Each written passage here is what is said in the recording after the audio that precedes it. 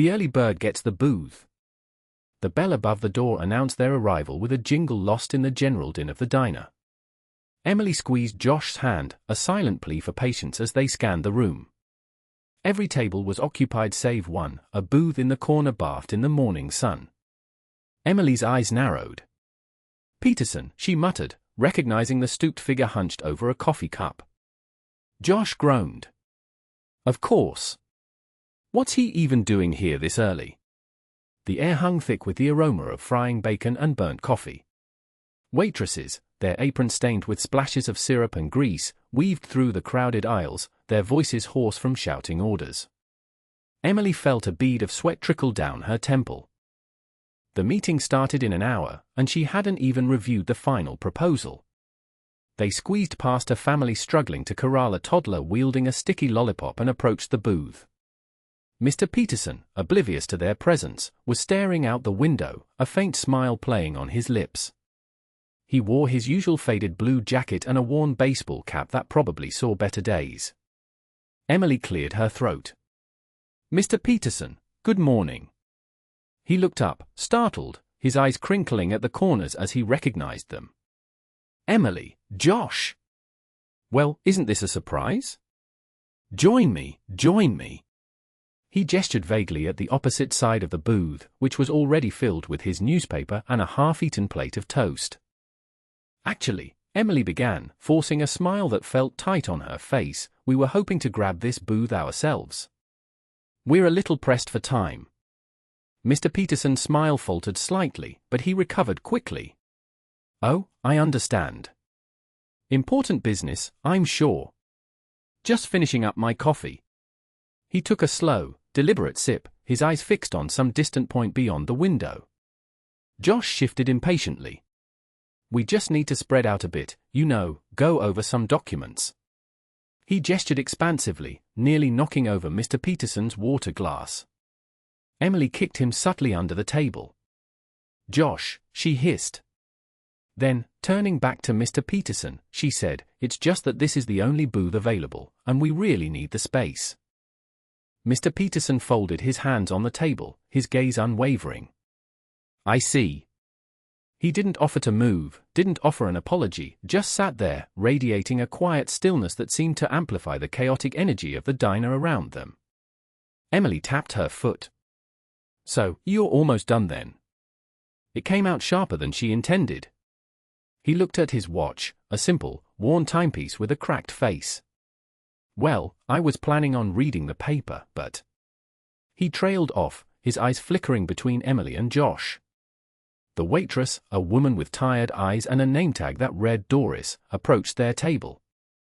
"Everything all right here, folks?" she asked, her voice laced with a hint of suspicion. "Fine, Doris," Emily said quickly. "We're just catching up with Mr. Peterson." Doris narrowed her eyes, unconvinced, and moved on to the next table.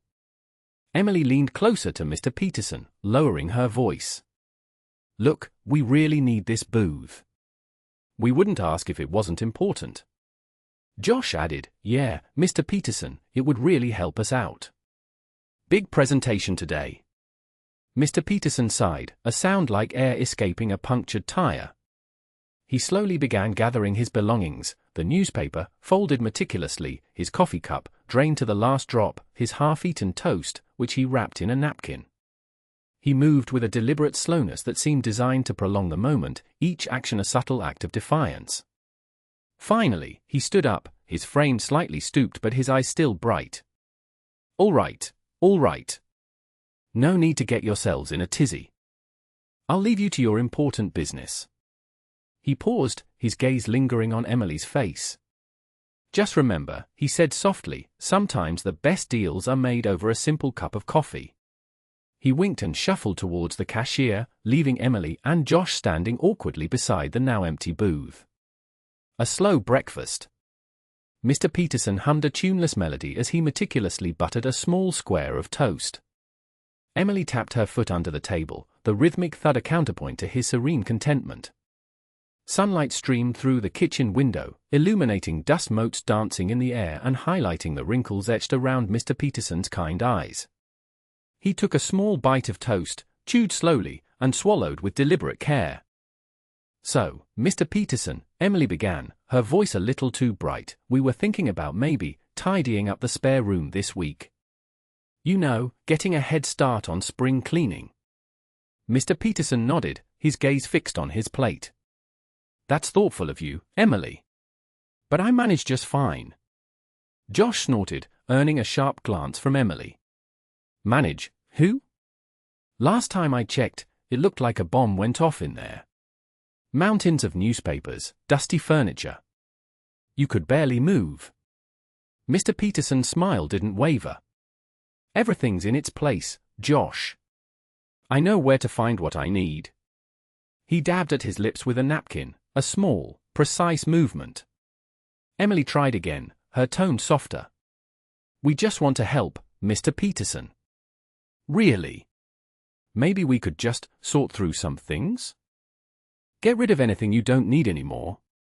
"I appreciate the offer," Mr. Peterson said, his voice gentle but firm. "But I'm quite attached to my things. Each has a memory, you see." He picked up his cup, the ceramic worn smooth with age, and took a delicate sip of tea. Josh leaned back in his chair, his impatience radiating off him like heat. "Attached? To a stack of newspapers from 1987?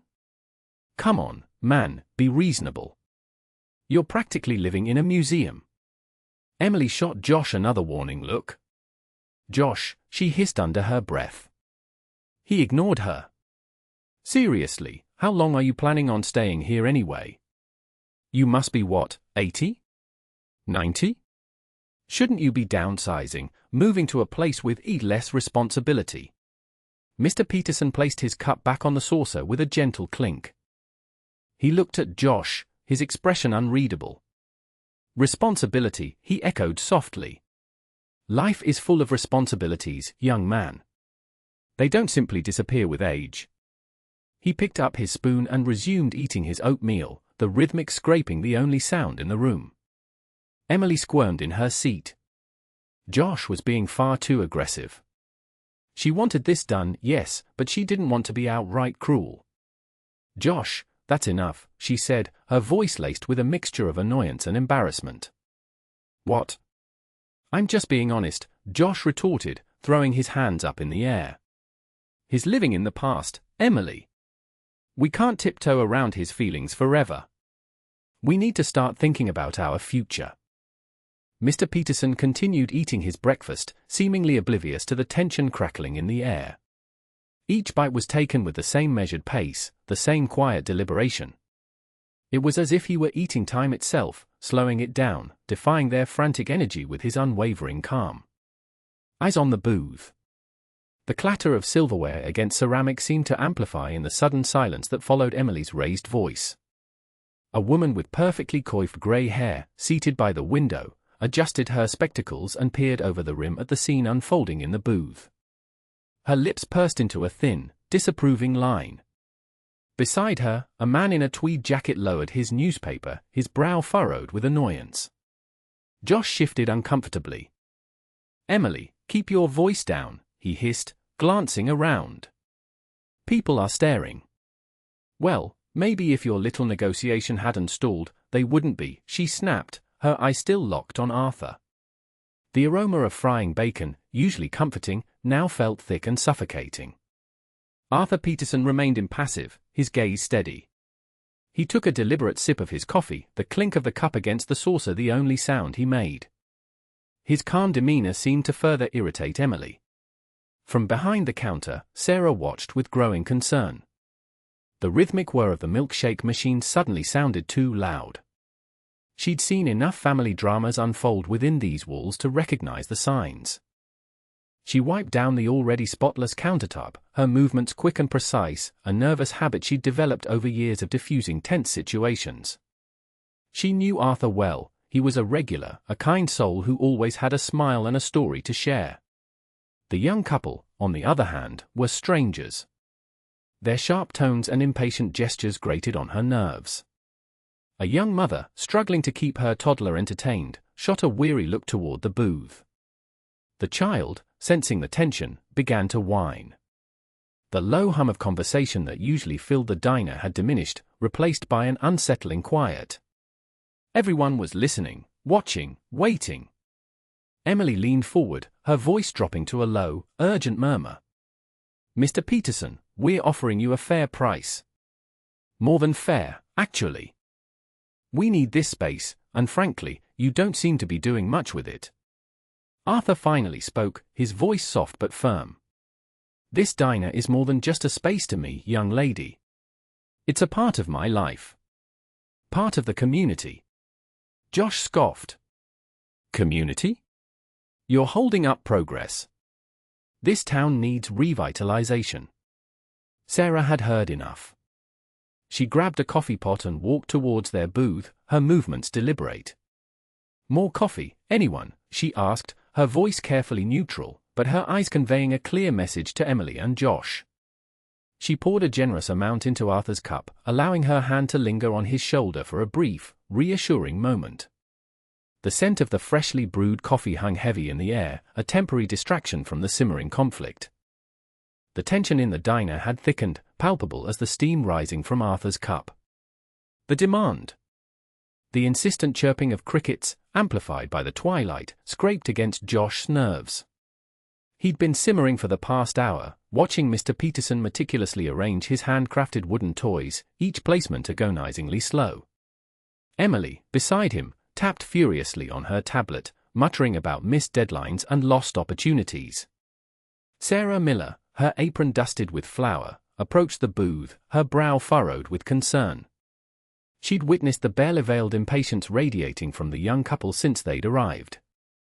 The air around them crackled with a tension that made her stomach clench. She carried 2 mason jars filled with iced tea, hoping to diffuse the situation with a little southern hospitality. Emily snapped her tablet shut. "This is ridiculous. We're paying for this prime location, and he's just puttering." She didn't bother to lower her voice.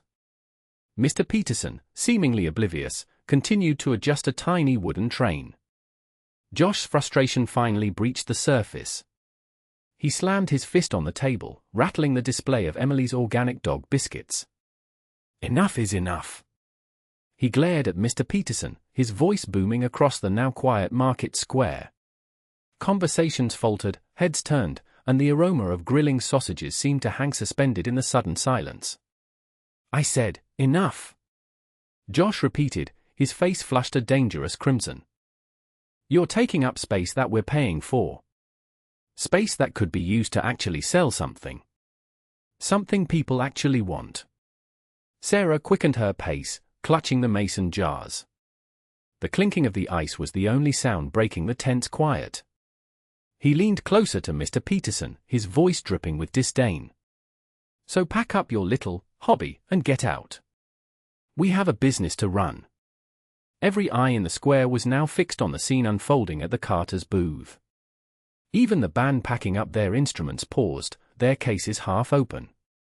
Mr. Peterson, who had been meticulously placing a tiny wooden horse next to the train, finally looked up.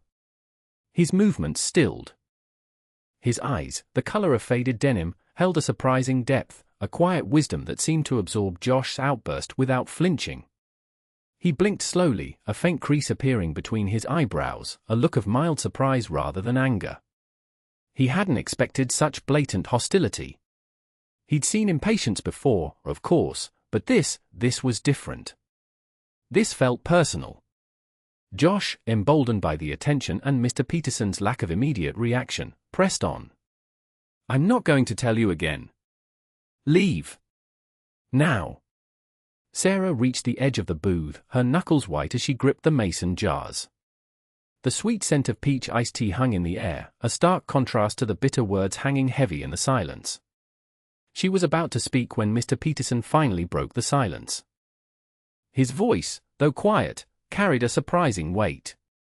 "Is that your demand, young man? A faded capital?"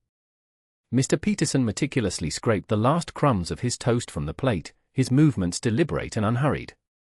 Emily tapped her fingers impatiently on the table, the rhythmic sound grating on Josh's already frayed nerves. He shot her a look that clearly said, "Can you not?" but she pointedly ignored him, her gaze fixed on Mr. Peterson. "Are you almost done, Mr. Peterson?" Emily asked, her voice laced with a sweetness that bordered on saccharine. Mr. Peterson swallowed the final bite, carefully placing his knife and fork side by side. "Yes, dear. Just about." He dabbed at his mouth with a napkin, folding it neatly before setting it down. The silence stretched, thick and uncomfortable. Josh shifted in his seat, the leather creaking in protest. He knew Emily was about to launch into another thinly veiled suggestion about finding a more suitable living arrangement, and he dreaded it. Finally, Mr. Peterson pushed himself up from the table. It was a slow, deliberate process, each movement measured and precise. He gripped the edge of the table for a moment, his knuckles white against the warm wood. As he straightened, a faint tremor ran through his frame, a subtle reminder of his age. And then it was visible. Hanging on a small, tarnished brass hook affixed to the wall behind the table, a faded military cap. The fabric was a soft, almost velvety olive drab, worn smooth with age and countless handling. The brim was slightly bent, as if molded to the shape of a hand that often rested there. Embroidered above the brim, barely discernible against the faded fabric, were the words U.S. Army. A single, tarnished gold pin adorned the front, an eagle clutching arrows and an olive branch. Emily's fingers stilled their frantic drumming. Josh's jaw went slack. The air in the room seemed to thicken, the earlier tension replaced by a different kind of weight, a heavy, unspoken understanding.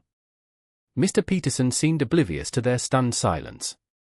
He reached for the cap, his fingers brushing against the worn fabric with a reverence that spoke volumes.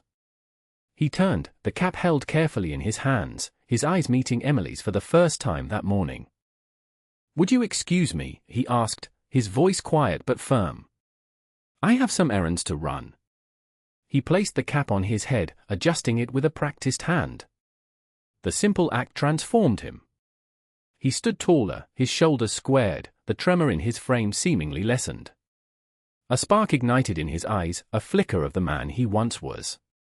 Emily and Josh watched, speechless, as he walked towards the door. The cap, once a symbol of a life they knew nothing about, now seemed to radiate a quiet dignity. As he reached the doorway, he paused, turning back to face them. "Have a pleasant day," he said, a hint of a smile playing on his lips. And then he was gone, the door clicking softly shut behind him, leaving Emily and Josh in a stunned silence, the faded cap a silent sentinel in the otherwise ordinary room. Medals of honor. The air in the diner crackled with unspoken tension. Across the room, the young couple continued their hushed, angry whispers, casting glances in Mr. Peterson's direction. Sarah's stomach churned. She couldn't shake the feeling they were deliberately trying to make him uncomfortable. Mr. Peterson, bless his heart, seemed oblivious, or perhaps he was simply choosing to ignore them. He patiently sipped his coffee, his gaze fixed on the swirling cream. Sarah noticed his hands, gnarled and spotted with age, but steady as he raised the mug. "Are you about ready to head out, Mr. Peterson?" she asked, her voice deliberately loud enough to carry. He looked up, a gentle smile gracing his lips. "Indeed, Sarah. This coffee has certainly warmed me up for the journey home." Sarah rounded the counter and moved towards him, her eyes meeting his. "Let me help you with your coat." He chuckled softly. "At my age, I appreciate the offer, my dear, but I'm still capable. Humor an old waitress, will you?" She reached for his coat, a heavy wool number that looked like it had seen its fair share of winters. As she helped him slip his arms into the sleeves, the fabric shifted, and a cascade of metallic colors glinted in the diner's fluorescent light. Sarah froze. Pinned to the lining of his coat, almost hidden from view, were rows upon rows of medals. Bronze stars, purple hearts, ribbons of vibrant hues she couldn't immediately identify, each one a testament to courage, sacrifice, and service. The sheer number of them was staggering, a silent biography etched in metal and cloth. The diner seemed to fall silent. Even the couple across the room had stopped their bickering, their eyes wide with disbelief. Sarah's breath caught in her throat. This quiet, unassuming man, who always ordered the same black coffee and never complained about the refills, was a hero. She swallowed hard, her heart swelling with a mixture of awe and respect. she straightened his collar, her fingers brushing against the cool metal of a Distinguished Service Cross. Without a word, Sarah snapped to attention, her hand rising in a crisp, precise salute. It wasn't the sloppy, half-hearted salute she sometimes gave to the occasional veteran who came through the diner. This was a salute born of genuine admiration and gratitude. Mr. Peterson's eyes twinkled. He returned the salute, his movement surprisingly sharp for a man his age. A hint of pink colored his cheeks. "Thank you, Sarah," he said quietly, his voice thick with emotion. The silence in the diner stretched, thick and heavy. The couple across the room seemed to shrink in their seats, their faces flushed with shame. Sarah held Mr. Peterson's gaze for a moment longer, a silent conversation passing between them. Then, she lowered her hand. "Anything else I can get for you, sir?" she asked, her voice regaining its usual cheerful tone. "Just the bill, my dear. And my deepest gratitude for your kindness." Sarah fetched the bill, her mind racing. The respect she felt for Mr. Peterson was immense, a profound shift from the casual friendliness she usually extended to customers. As she watched him carefully count out the money, she wondered about the stories behind those medals, the battles he had fought, the sacrifices he had made. The anger that had been simmering inside her towards the young couple flared, fueled by a sense of protectiveness towards this quiet, dignified veteran. A local hero.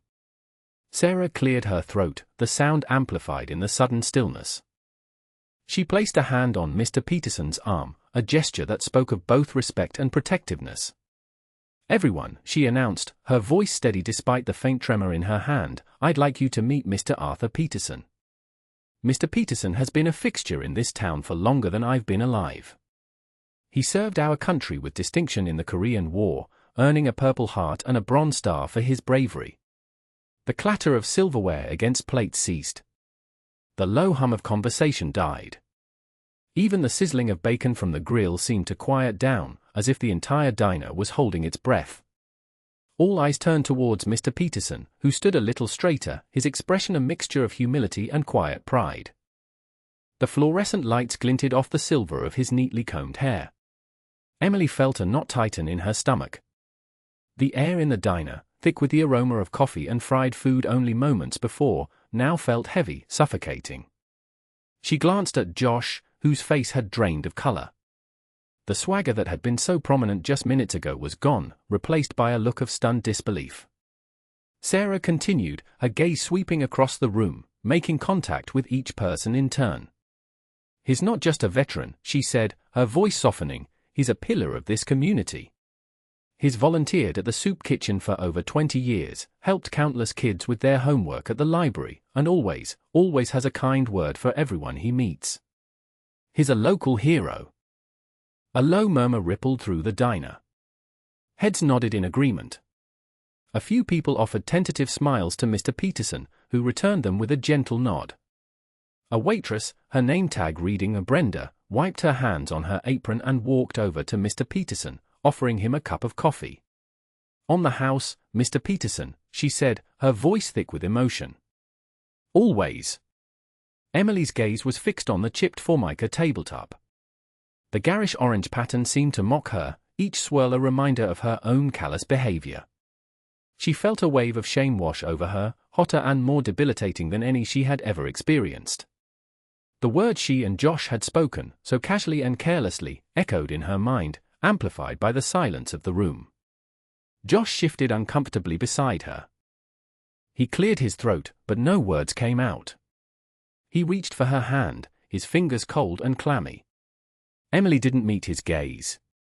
She knew, without looking, that he was feeling the same crushing weight of guilt. The real estate deal, the quick profit, the sleek, modern condos, it all seemed so insignificant, so utterly meaningless in the face of Mr. Peterson's quiet dignity. The sizzle of the grill seemed loud now, a constant reminder of what she had almost taken away from him. A feeling of nausea began to bubble in her stomach. She had to get out of here. Words of apology.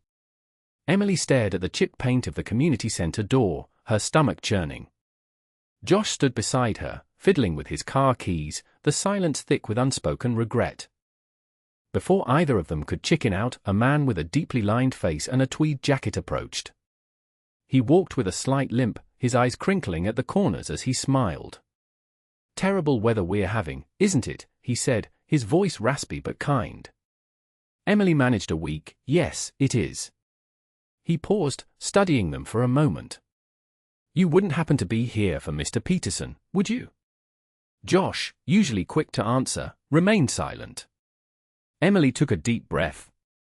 "Yes, we are." The old man nodded. "Arthur's a good man. A very good man. He doesn't talk about it much, but he was a medic in the war. Saved a lot of lives, he did. Pulled men out of burning tanks, patched them up under enemy fire. Never asked for anything in return. Just a quiet hero." He paused, his gaze unwavering. "He deserves respect, you know." Emily's face burned with shame. Josh shifted uncomfortably, kicking a loose pebble across the pavement. The man's words hung in the air, heavy with unspoken judgment. Finally, Emily found her voice. "We know. We were wrong.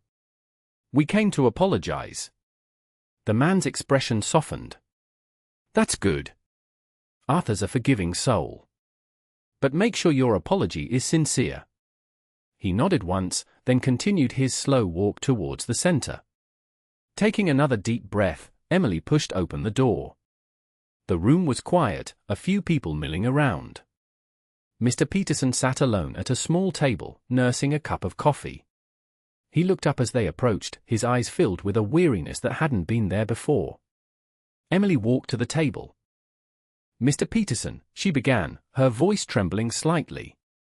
"We wanted to apologize for our behavior yesterday. It was unacceptable. We were rude and disrespectful, and we had no right to speak to you the way we did." Josh stepped forward, his face etched with genuine remorse. "We were out of line, sir. Completely. We let our own ambition blind us to common decency. What we did was wrong, and we are truly sorry." Mr. Peterson listened, his gaze steady, his hands clasped together on the table. He didn't interrupt, didn't offer any platitudes. He simply listened. When they were finished, a long silence stretched between them. Finally, he spoke, his voice soft but firm. "Thank you," he said, "for saying that. It takes courage to admit when you're wrong." A faint smile touched his lips. "We all make mistakes. The important thing is to learn from them." Lessons learned. Mr. Peterson chuckled, a resonant sound that stirred the air like distant thunder. "Apology accepted, kids. No hard feelings. Happens more than you think." He waved a hand, its knuckles prominent beneath skin etched with the roadmap of years. "Folks are preoccupied. Hurrying. Miss what's right under their noses." Shame stung Emily's cheeks.